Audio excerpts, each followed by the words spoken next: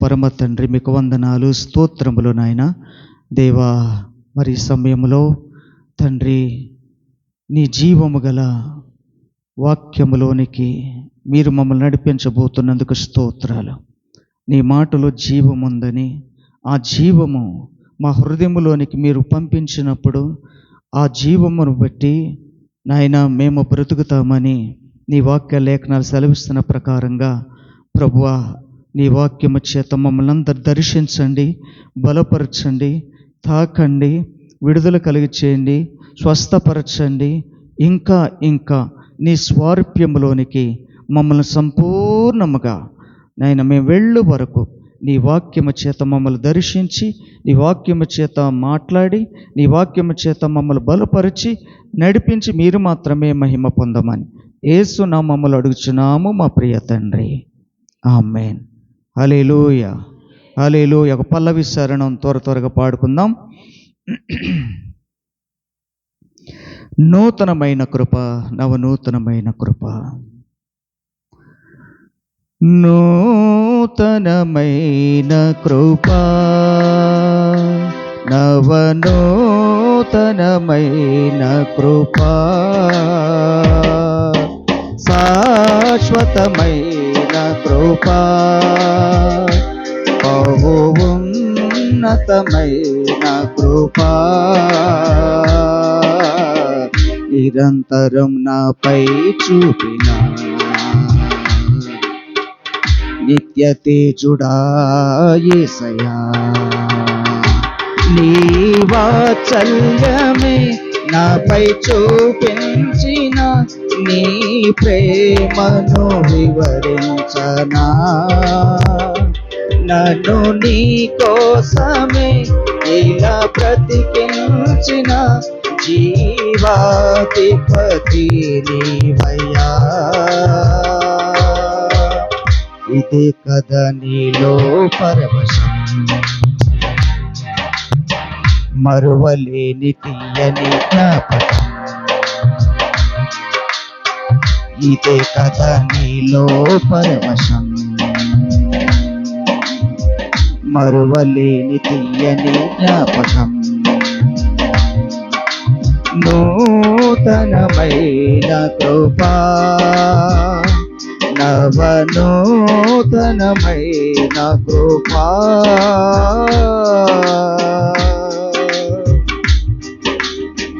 నా ప్రయత్నముకై రుధిరము కార్చితివి, బలవంతములైన తోటగా మార్చితివి. నా క్రయధనముకై రుధిరము కార్చితివి, బలవంతములైన తోటగా మార్చితివి. ఫలితము కొరకైన శోధన కలిగినను, ప్రతిఫలముగా నాకు ఘనతను నియమించి, ఆశ్చర్యకరమైన ఆదరణ కలిగించి, అన్ని వేళలయందు ఆశ్రయమైనావు. ఎంతగా కీర్తించిన నీ రుణమే నే తీర్చగలనా. ఇదే కదా నీలో పరవశం, మరువలేని తీయని జ్ఞాపకం. ఇదే కదా నీలో పరవశం, మరువలేని తీయని జ్ఞాపకం. నూతనమైన కృపా, నవనూతనమైన కృపా, శాశ్వతమైన కృపా, బహు ఉన్నతమైన కృపా, నిరంతరం నాపై చూపిన నిత్య తేజుడా యేసయ్యా. నీ వాత్సల్యమే నాపై చూపించిన నీ ప్రేమను వివరించనా, నన్ను నీ కోసమే ఇలా బ్రతికించిన జీవాధిపతి నీవయ్యా. ఇదే కదా నీలో పరవశం, మరువలేని తీయని జ్ఞాపకం. ఇదే కదా నీలో పరవశం, మరువలేని తీయని జ్ఞాపకం. హల్లెలూయా. దేవుని నామానికి మహిమ కలుగునగాక. పరిశుద్ధ గ్రంథములో నుండి ఆది కాండము 17వ అధ్యాయము 1వ వచనము నుండి మనం చదువుకుందాం. అబ్రాము 99 ఏండ్ల వాడైనప్పుడు యెహోవా అతనికి ప్రత్యక్షమై నేను సర్వశక్తిగల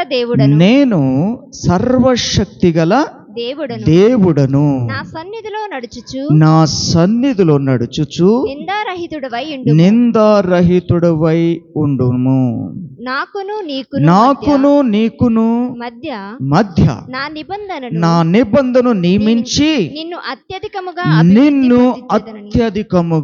అభివృద్ధి పొందించదనని అతనితో చెప్పెను.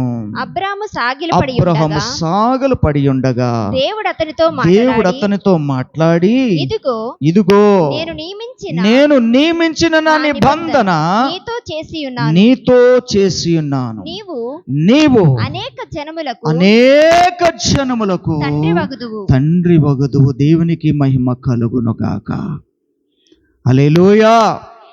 దేని బిడ్డలారా, 99 సంవత్సరములు వచ్చిన వయస్సులో అబ్రహాముకు దేవుడు మరొక్కసారి ఇవ్వబడిన దర్శనం. అంతకుముందు కూడా ఒక దర్శనం దేవుడు ఇచ్చాడు. 12:7 వచనం, ఆది కాండం 12 అధ్యాయం 7 వచనం. యెహోవా అబ్రహామునకు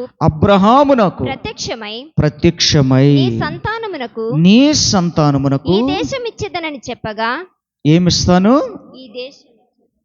ఏమిస్తానన్నాడు? ఈ దేశము ఇచ్చేదనని చెప్పాడు. దేవుని యొక్క ప్రత్యక్షత. ఎందుకు ఇస్తాడు? ఆయన తన వాగ్దానములను నిలవబెట్టుకోవడానికి తన ప్రజల పక్షంగా ఇవ్వబడిన ప్రతి వాగ్దానమును నెరవేర్చుకుని నిమిత్తము ఆయన ప్రత్యక్షతలను కలుగచేసి ఇవ్వబడిన నిబంధనను నెరవేర్చుట కొరకు ఆయన తన బిడ్డలైనటువంటి వారితో మాట్లాడుతూ ఉంటాడు. దేవునికి మహిమ కలుగునుగాక. దేవుని బిడ్డలారా, ఎందుకు ఆ ప్రత్యక్షత ఇచ్చాడు అని అంటే,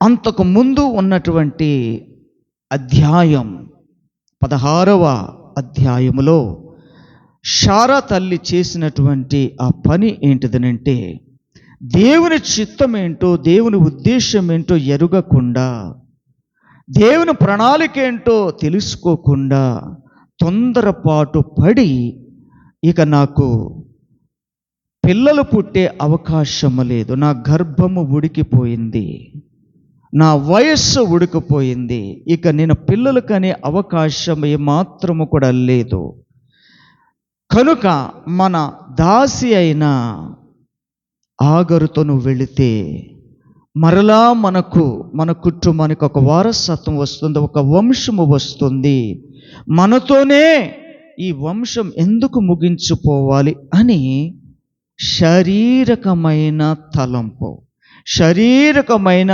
ఆలోచన, ఈ లోక సంబంధమైన తలంపులతో ఆమె దేవుని ప్రణాళికను ఎరగక, దేవుని ఉద్దేశమును తెలుసుకోక, అస్సలు దేవుని చిత్తమేంటో అనేది అడగకుండా తన భర్తను తొందర పెట్టి ఆ తొందరపాటులో చేసిన పని ఏంటనంటే, ఇదిగో నాకు దాసి ఉంది, ఆ దాసితో నువ్వు పోయినట్లయితే దేవుడు ఒక కుమారుణ్ణి ఇస్తాడు, అతను మనకు వారసుడు అవుతాడని దేవుని నిర్ణయము కాకుండా తన సొంత నిర్ణయాన్ని తీసుకుని అబ్రహామును మళ్ళించటానికి తను ప్రయత్నం చేసినట్టు మనకి ఇక్కడ కనబడుతూ ఉంది. ఈ 17 అధ్యాయములో ఈ విషయాన్ని ఎరిగినటువంటి ప్రభువు దర్శించి లేక ప్రత్యక్షతతో మాట్లాడుతున్నటువంటి మాట ఏమంటున్నాడంటే, అబ్రహాము 99 ఏండ్లవాడైనప్పుడు యెహోవా అతనికి ప్రత్యక్షమై నేను ఏం చెప్తున్నాడు ఆయన? నేను సర్వశక్తి గల దేవుడను. దేవునికి మహిమ కలుగునుగాక. అందరూ చెప్పండి, ఆయన ఎవరట? సర్వశక్తి కలిగినటువంటి దేవుడు. హిబ్రూ పదములో ఎల్ షడాయ్ అని వ్రాయబడి ఉంది. నేను సర్వశక్తి గల దేవుడను అని అంటు. నాకు అసాధ్యమంటూ ఏదైనా ఉందా? ఆయన ఏదైనా చేయగలిగే దేవుడవు, అన్నిటినీ నెరవేర్చే దేవుడవు. ఆయన మనకు చాలిన దేవుడు. కాబట్టి దేవుని బిడ్డలారా, ఆయన ఎల్ షడాయ్ ఉన్నటువంటి దేవుడు. ఆయన సర్వశక్తిమంతుడైన దేవుడు. అటువంటి దేవునిని పక్కన పెట్టే పరిస్థితి కారణం తొందరపాటు. లోకంలో ఆలోచన తలంపులు పరుగులెడుతూ ఉంటే దేవునిని మర్చిపోతారు జనులు, దేవుని మర్చిపోతారు ప్రజలు, దేవుని మర్చిపోతారు కుటుంబీకులు. కాబట్టి ఆయన చేతకానివాడు కాదు, ఆయనకు అసాధ్యమైనదంటూ ఏది లేదు.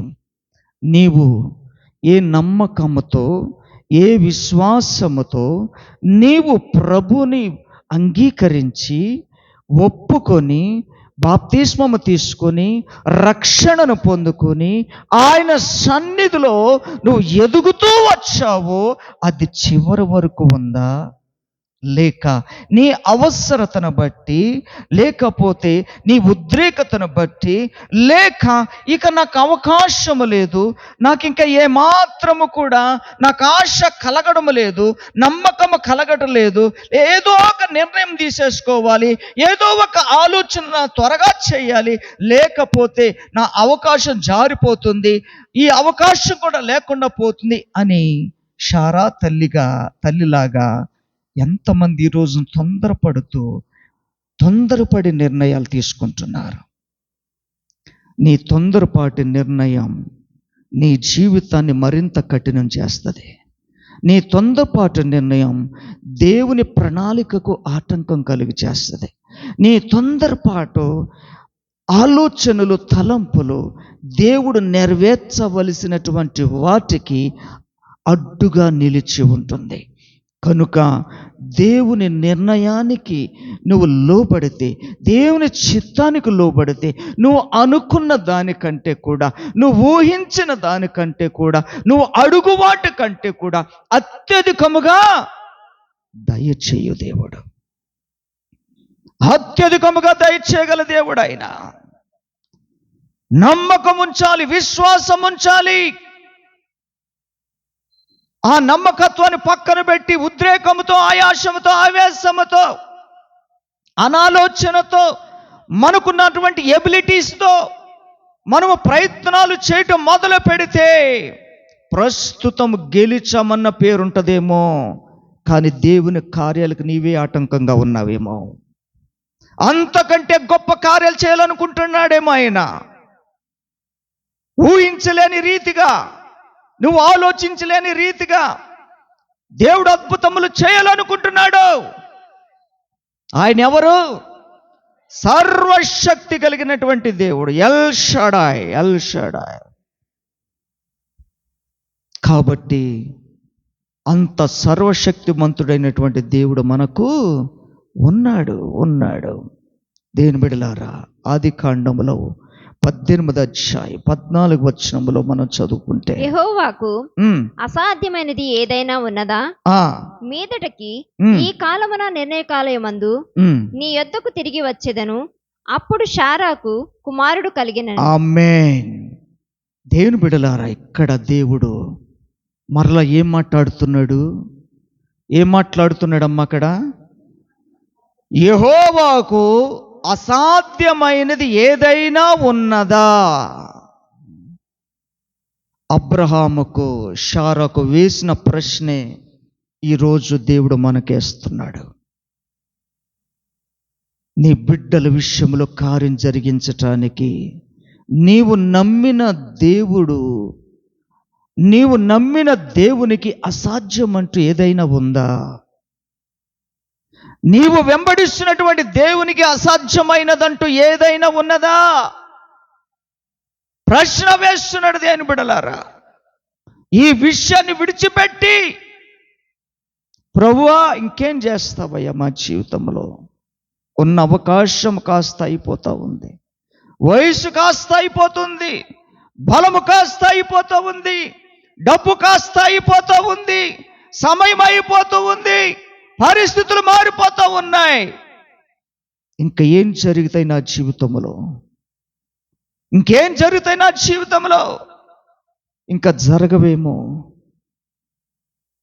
ఇక దేవుని కార్యాలు నేను చూడలేనేమో అని తొందరపాటు నిర్ణయాలు ఇంకా మన ఎవరిలోనైనా ఉంటున్నట్లయితే గనక, దేవుని బిడ్డలారా, ఈ రోజుతో ఆ తొందరపాటు నిర్ణయాలను మనం స్టాప్ చేయాలి.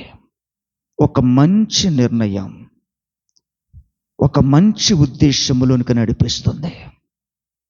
ఒక మంచి ఉద్దేశం ఒక మంచి కార్యములు జరిగించే విధానములోనికి నడిపిస్తుంది. చెప్పండి, మంచి నిర్ణయం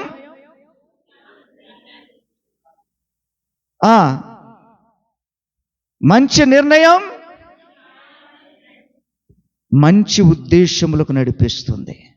మంచి ఉద్దేశం మంచి కార్యాల్లోకి నడిపిస్తుంది.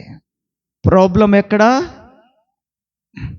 నిర్ణయములో, నువ్వు తీసుకునే నిర్ణయాలలో. ఈ తొందరపాటు నిర్ణయాలలో, సొంత నిర్ణయాలలో గెలిగిపోయిన వారు చాలామంది ఫెయిల్యూర్ అయిపోతున్నారు. చాలామంది అడ్రస్ లేకుండా అయిపోతున్నారు. చాలా కుటుంబాలు నాశనం అయిపోతున్నాయి. చాలా కుటుంబాలు విడిపోతున్నాయి. సమాధానము లేకుండా పోతున్నాయి. నెమ్మది లేకుండా పోతున్నాయి. ప్రభులో ఆనందించలేని విధంగా లేకుండా అయిపోతా ఉంది. కనుక దేని బిడ్డలారా, మనము తొందరపాటు నిర్ణయము తీసుకోకూడదు. ఒకటి మనకు ఆధారం. నా ప్రభుకి చెప్పండి, నా ప్రభుకి అసాధ్యమైనదంటూ ఏదైనా ఉన్నదా? దేని బిడ్డలారా, ఆయనకు అసాధ్యం అంటూ ఏది లేదు. ఆయనకు సమస్తము సాధ్యం. ఇటువంటి గట్టి నమ్మకముతో చివరి క్షణము వరకు మనం పోరాడాలి. ఆమేన్, హల్లెలూయా. దేని బిడ్డలారా, యిర్మీయా గ్రంథములో 32వ అధ్యాయం 17 వచనం చదువుకుందాం. యెహోవా ప్రభువా, సైన్యములకు అధిపతియగు యెహోవా అను పేరు వహించువాడా, శూరుడా, మహాదేవా, నీ అధిక బలము చేతను చాచిన బాహువు చేతను భూమి ఆకాశమును సృజించితివి. నీకు అసాధ్యమైనది ఏదియూ లేదు. ఇక్కడ ఏమంటున్నాడమ్మా? ఏమి లేదు. ఇక్కడ కూడా దేవుడు మాట్లాడుతూ ఉన్నాడు. నీకు ఎవరు చెప్తున్నారు?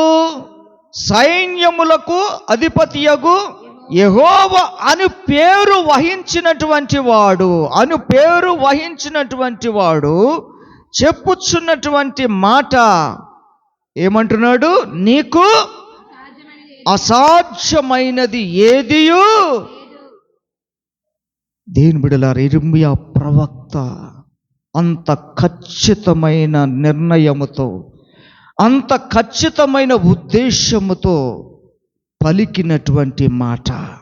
అయ్యా, నువ్వేది చేసినా న్యాయమే,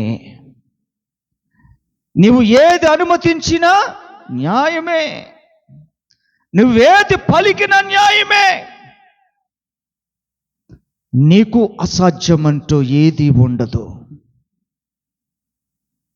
నీవు అన్యాయము చేయుటకు మనుష్యుడవు కాదు, నువ్వు దేవుడవు, నువ్వు నరుడవు కాదు, నువ్వు దేవుడవు. అందుకని అంటున్నాడు ప్రవక్త అయిన యిర్మీయా, నీవు వేల వేల మందికి కృప చూపుచు తండ్రుల దోషమును వారి తరువాత వారి పిల్లల వడిలో వేయువాడవు. కనుక నువ్వు తీసుకున్న తప్పుడు నిర్ణయాలు, ఆవేశపు నిర్ణయాలు మరలా నీ పిల్లలకి ట్రాన్స్ఫర్ కాకూడదు. అర్థమవుతుందా? నీ పిల్లల వరకు ఆ భయంకరమైన పరిస్థితి రాకూడదు. కనుక నువ్వు అనుకోవాలి ఏంటంటే, నా దేవునికి అసాధ్యమైనదంటూ ఏదైనా ఉన్నదా? నా దేవుడు సైన్యములకు అధిపతియగు యెహోవా వేయి తరముల వరకు ఆయన ఏం చూపుతాడు? ఆయన కృప చూపే దేవుడు. కాబట్టి ఆ కృప చూపే దేవునిని నేను విశ్వసించాను, నేను నమ్మాను. కనుక నాలో కలిగే ప్రతి ఆలోచన నా దేవుడు నిర్ణయించినదై ఉండాలి. ఎందుకంటే ఆయన వేయి తరముల వరకు ఆయన కృపచూపు దేవుడవు. నేను తీసుకున్న నిర్ణయం నా బిడ్డలకు శాపంగా మారకూడదు. నేను తీసుకున్న ఆవేశపు నిర్ణయము నా బిడ్డలకు శాపంగా మారకూడదు. ఏ తల్లిదండ్రులైనా, ఎటువంటి తల్లిదండ్రులైనా, నేను చెడిపోయినా పర్వాలేదు, నా బిడ్డలు అనుకుంటారు. ఎవరైనా చెడిపోకూడదని కదా, చెడిపోవాలనుకుంటారు ఎవరైనా. నా బ్రతుకు ఏదోలాగా అయిపోయిందండి, నా బ్రతుకు రకరకాలుగా అయిపోయింది, నా పరిస్థితులు రకరకాలుగా అయిపోయింది, ఎన్నో కష్టాలు, ఎన్నో శ్రమలు నేను అనుభవించుకుంటూ వచ్చాను. కానీ నా బిడ్డలు అటువంటి శ్రమ అనుభవించకూడదు. నా పిల్లలకు అటువంటి కఠినమైన పరిస్థితులు రాకూడదు అని నీవు నీ బిడ్డల విషయమే ఆలోచించే తల్లివైతే, తండ్రివైతే, నీవు అనుభవించిన ఆ భయంకరమైన పరిస్థితి మరలా నీ బిడ్డల మీదకి రానివ్వకుండా చూసుకోవాలంటే వేయి తరముల వరకు కృప చూపే దేవుడు నీలో ఉన్నాడని, నాలో ఉన్న ఆ దేవుడే నా బిడ్డలలో కూడా ఉండాలని ఒక మంచి నిర్ణయం నువ్వు తీసుకునుంటే ఆయన నీ బిడ్డలను కూడా తన నిర్ణయము చొప్పున ఎల్షడాయిగా, సర్వశక్తిమంతుడైన దేవుడుగా, సైన్యములకు అధిపతి అయినటువంటి దేవుడుగా మనతో పాటు మన బిడ్డలను ఆయన నడిపిస్తాడు. తొందరపాటు నిర్ణయాలు చేయకండి. కొంచెం లేట్ అయినా, కొంచెం ఆలస్యమైనా దేవుని చిత్తము కొరకు కనిపెట్టండి, దేవుని ప్రణాళిక కొరకు కనిపెట్టండి. దేవుని ఉద్దేశం కొరకు కనిపెట్టాడు. దేవుని బిడ్డలారా, మన దేవునికి అసాధ్యం అంటూ ఏదీ లేదు. ఇంకొక వచనం మనం చదువుకుందాం. ఇదే అధ్యాయములో 27వ వచనం. నేను యెహోవాను, సర్వ శరీరులకు దేవుడను, నాకు అసాధ్యమైనది ఏదైనా ఉండునా. మరలి ఇక్కడ ఏమంటున్నాడు? నేను సర్వ శరీరులకు, ముందేమన్నాడు? నేను సైన్యములకు అధిపతి అయినా, అంతకు ముందేమన్నాడు? సర్వశక్తి కలిగిన దేవుడను, సైన్యములకు అధిపతియగు యెహోవాను, సర్వ శరీరులకు దేవుడను. ఆయన ఎన్ని విధాలుగా దర్శించాలో, ఎన్ని విధాలుగా మాట్లాడాలో, ఎన్ని విధాలుగా మనకిచ్చిన వాగ్దానం నెరవేర్చాలో ఆయన నెరవేర్చే దేవుడుగా ఉన్నాడు. దేవునికి మహిమ కలుగునుగాక. ఆయనకు అసాధ్యం అంటూ ఏదీ లేదు. మత్తయి సువార్తలో 19వ అధ్యాయము 26వ వచనాన్ని మనము చదువుకుందాం. వారిని చూచి, ఇది మనుషులకు అసాధ్యమే గాని దేవునికి సమస్తమును సాధ్యమని చెప్పెను. చాలు. వాక్యం ఏం చెప్తుందమ్మ ఇక్కడ? యేసు వారిని చూచి, ఇక దేవుడు చేస్తాడో చేయడు, ఇది దేవుడు అనుమతిస్తాడో అనుమతించడు, మనం ఆయన మీద కనిపెట్టుకోవాలో వద్దు, ఆశపడాలో వద్దు అని అనుమానముతో, అవిశ్వాసముతో ఉన్నటువంటి వారి వైపు యేసయ్య చూచి అంటున్నటువంటి మాట, ఇది మనుషులకు అసాధ్యమే, మనుషులకు అసాధ్యమే. చూసారా? ఎందుకు అసాధ్యం? ఎందుకు అసాధ్యం అంటున్నాడు? నీవు సరైన నిర్ణయంలోనికి రాలేదు, సరైన నడిపింపులోనికి రాలేదు, సరైన క్రమములోనికి రాలేదు, దేవుని సన్నిధిని ఖచ్చితంగా అనుభవించట్లేదు, దేవుని మాటకు నువ్వు లోబడట్లేదు, విధేయత చూపట్లేదు, కాబట్టి నీకు సాధ్యపడట్లేదు, సాధ్యపడడం లేదు. నా వల్ల కావట్లేదు అనుకుంటున్నావు, నా వల్ల కావట్లేదు అనుకుంటున్నావు. విచారం ఎక్కువైపోతుంది, దుఃఖం ఎక్కువైపోతుంది. ఆ విచారం ఏదో, ఆ దుఃఖం ఏదో యుగయుగాలు, 1000 తరాలు నీ మీద కృప చూపే దేవుని దగ్గర నీవు కన్నీరు కారిస్తే, ఆయన పాదాలు పట్టుకుంటే, నీకు అసాధ్యం అనుకున్నది దేవుడు ఏం చేయగలడు? ఎస్, ఇది నాకు అసాధ్యమే కానీ నా దేవునికి అసాధ్యం కాదు. ఎందుకు మనకు అసాధ్యం? అనుమానం, అవిశ్వాసం, సరైన నిర్ణయాలు ఉండవు, కాబట్టి మనకు అసాధ్యమైపోతుంది. ప్రభు అంటున్నాడు, మీకు అసాధ్యమే కానీ నాకు అన్నీ సాధ్యమే,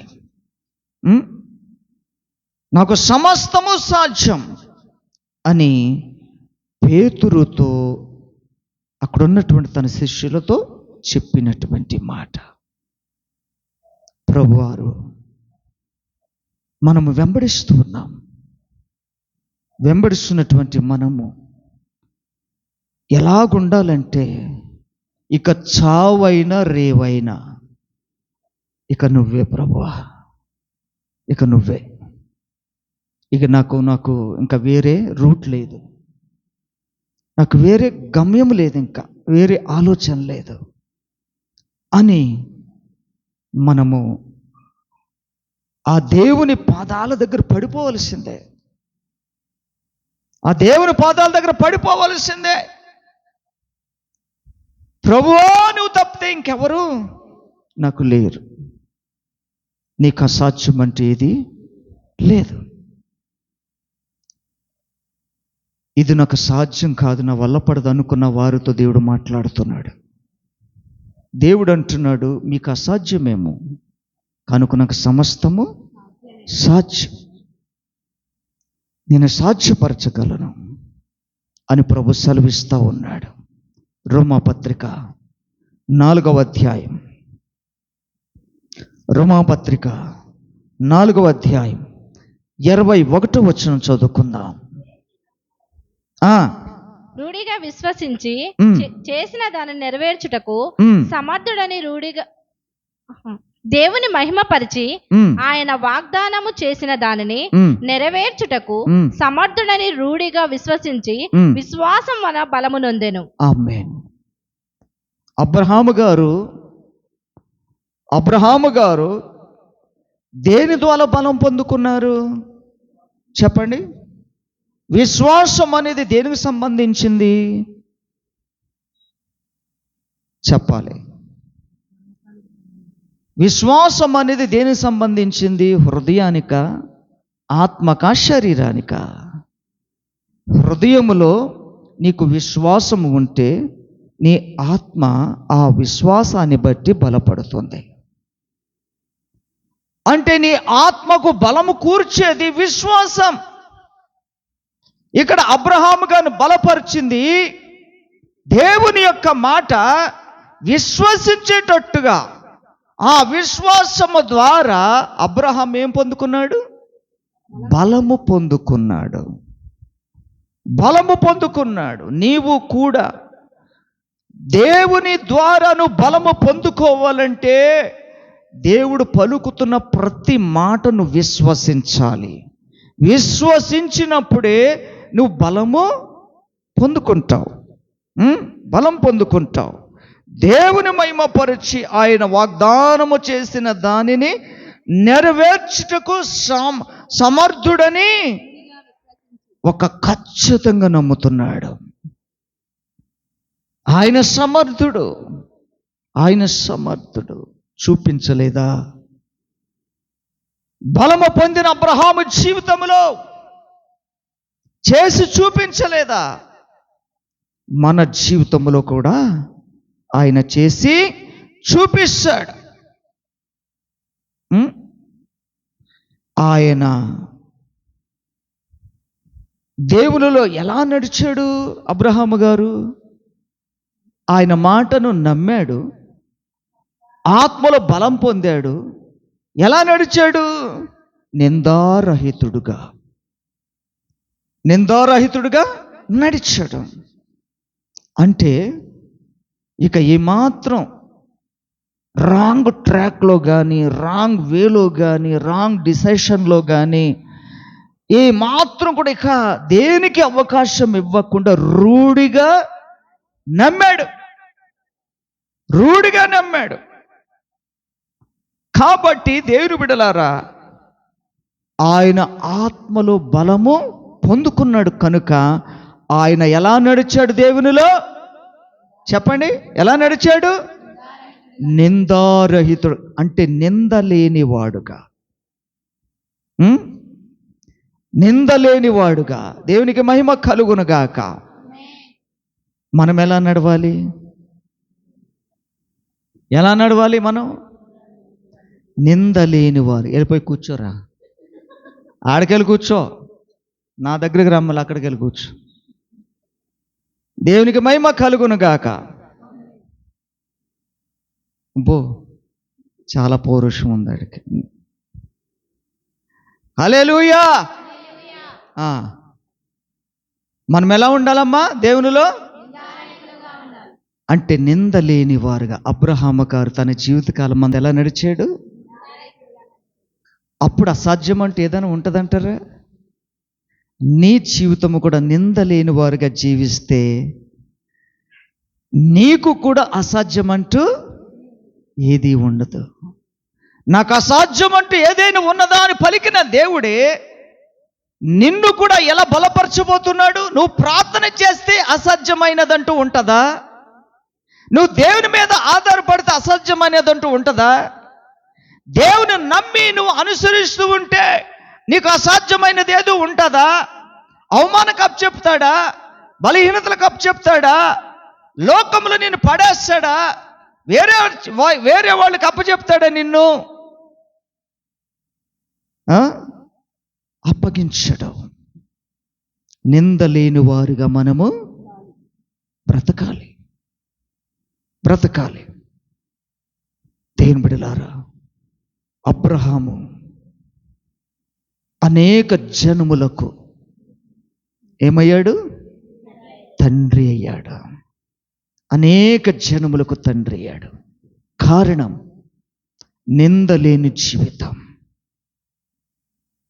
పాపము లేని జీవితం, అవిధేయత లేని జీవితం, సొంత నిర్ణయాలకు తీసుకోకుండా దేవుని నిర్ణయంలోనే ఉండే జీవితం. అట్టు విధముగా ఆయన చివరి క్షణము దాకా నిందలేని వాడుగా బ్రతికాడు. కాబట్టి మనము కూడా ఎలా ఉండాలి? నిందలేని వారుగా మనము బ్రతకాలి. ఆమేన్, హల్లెలూయా. ఆదికాండములో 6వ అధ్యాయము 9వ వచనములో చూస్తే నోవాహు ఎలా బ్రతికాడు అని అంటే 6:9 వచనం. నోవాహు వంశావళి ఇదే. ఆదికాండము 6వ అధ్యాయము 9వ వచనంలో ఏమంటున్నారు? చదవండి ఇప్పుడు. నోవాహు వంశావళి ఇదే. నోవాహు నీతిపరుడును తన తరములో నిందారహితుడై ఉండేను. తన తరములో చెప్పండి. ఇప్పుడు దాన్ని మనం ఎలా కన్వర్ట్ చేసుకోవాలి? నా తరములో, తన తరములో తను నిందారహితుడు. ఇప్పుడు మన తరములో మనము నిందారహితులుగా ఉండాలి. ఆమేన్, హల్లెలూయా. నా తరములో నేను నిందారహితుడనై ఉండునట్లుగా నేను నడవాలి. తన తరములో నోవాహు నిందారహితుడుగా దేవునిలో నడిచాడు.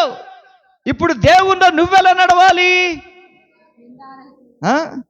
నా తరములో, నా దినాలలో, నేను జీవించు దినాలన్నిటిలో కూడా నేను ఎలా జీవించాలి?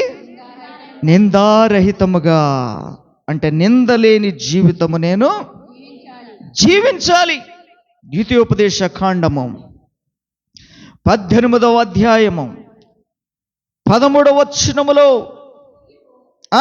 మీ దేవుడైన యెహోవా యొద్ద యథార్థపరుడవై ఉండవలెను. ఎలా ఉండాలట? యథార్థపరుడవై. నిందారహితుడుగా ఉండే జీవితం ఎలాగుండాలి? చెప్పాలి, గట్టి స్వరంతో చెప్పాలి మీరు. నిందారహితుడుగా నేను జీవించాలి. ఆమేన్. 13వ వచనములో చదువుతున్న ప్రకారంగా నీ దేవుడనే యెహోవా యొద్ద యథార్థపరుడవై ఉండవలెను.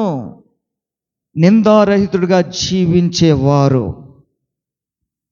దేవునిని నా తరములో నేను నిందలేని వాడుగా నేను నడవాలంటే, దేవునిని వెంబడించాలంటే నేను ఎలాగుండాలి? ఎలా ఉండాలమ్మా? యథార్థవంతుడనై ఉండాలి. నువ్వు దేవుని వెంబడించేటప్పుడు నువ్వెవరిని వెంబడిస్తున్నావు? పరిశుద్ధుడైన దేవుని వెంబడిస్తున్నావు.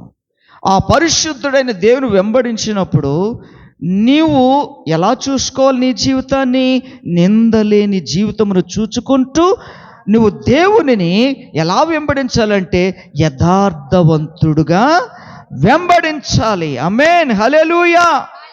యోబు గ్రంథములో మనం చూసుకుంటే 1వ అధ్యాయము 1వ వచనములో యోబు గారు అంటాడు, తన జీవితమును గురించి తెలియచేస్తూ ఆయన చెప్పినటువంటి మాట.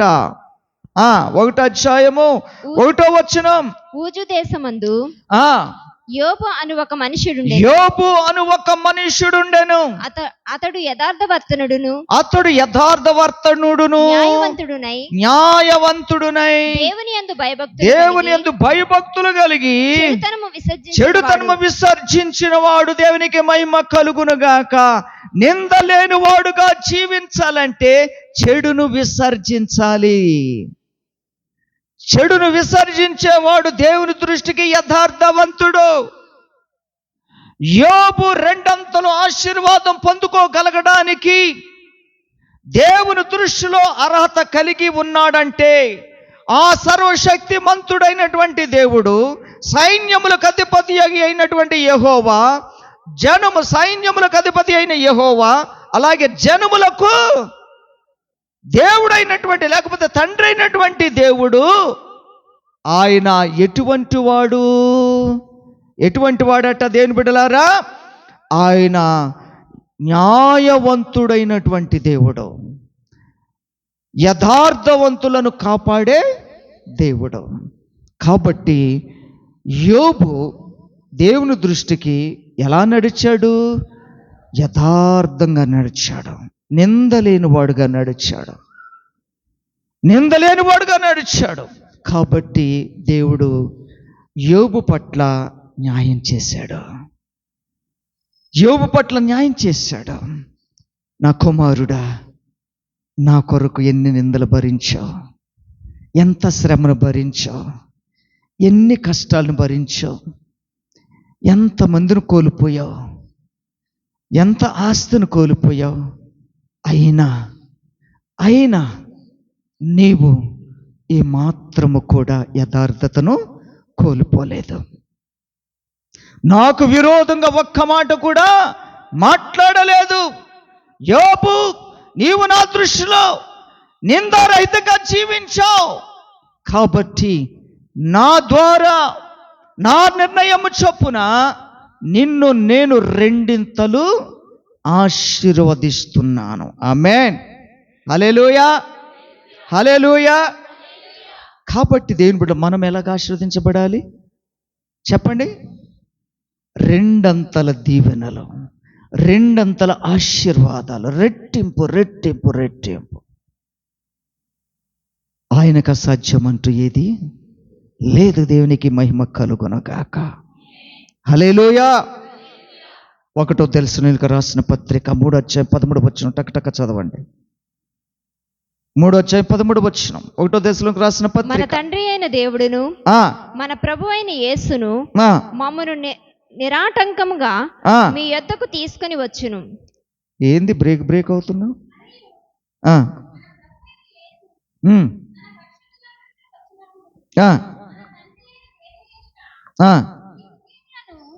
పరిశుద్ధత విషయమై అనింద్యమైనవిగా ఆయన స్థిరపరచుటకై మేము మీ ఎడల ఎలాగూ ప్రేమలో అభివృద్ధి పొంది వర్ధిల్లుచున్నాము, అలాగే మీరును ఒకని ఎడల ఒకడును మనుషులందరి ఎడలను ప్రేమలో అభివృద్ధి వర్ధిల్లునట్లు ప్రభువు దయచేయునుగాక.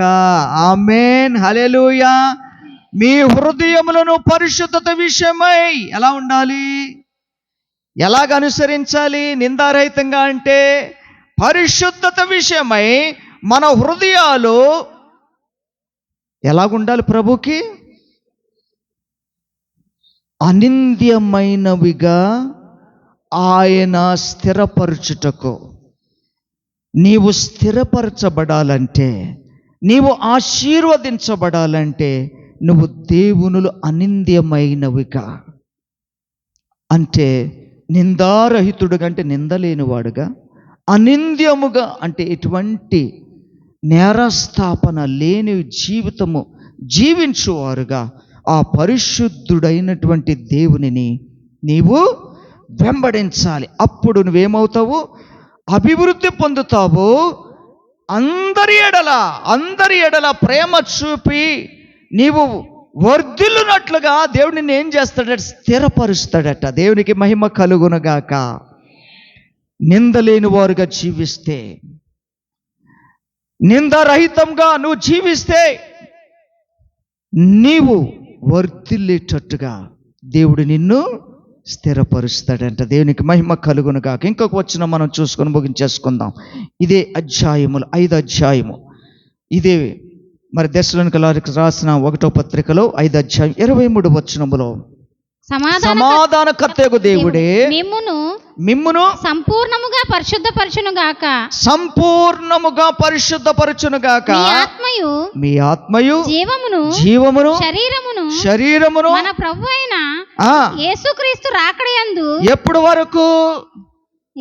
వరకు దేవుని రాకడ వరకు, మన ప్రభువైన యేసుక్రీస్తు రాకడ వరకు నిందారహితముగా సంపూర్ణముగాను ఉండునట్లు కాపాడును గాక.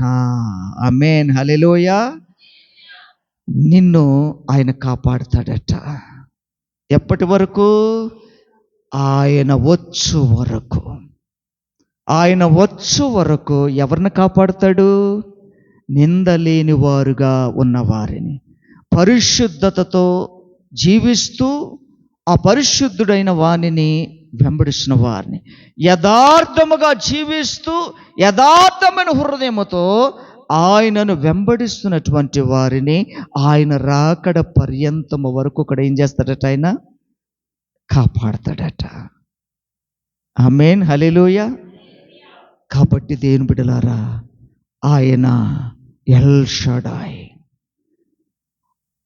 ఆయన సర్వశక్తిమంతుడైనటువంటి దేవుడు. ఆయన ఏదైనా చేయగలిగే సామర్థ్యత కలిగినటువంటి వాడు. ఇది నా వల్ల కాదు, ఇది నేను చేయలేను అని నువ్వు అనుకోవడానికి వీల్లేదు. ఈ రోజున మన బిడ్డలు చక్కగా ఒక్కొక్క మెట్టు వారు స్టడీ పరంగా, ఆత్మీయ పరంగా వారు ఎదగగలుగుతున్నారంటే కారణమేంటో తెలుసా? దేవుడిలో వారు చక్కగా ఎదుగుతున్నారు, విశ్వాసం ఉంచారు.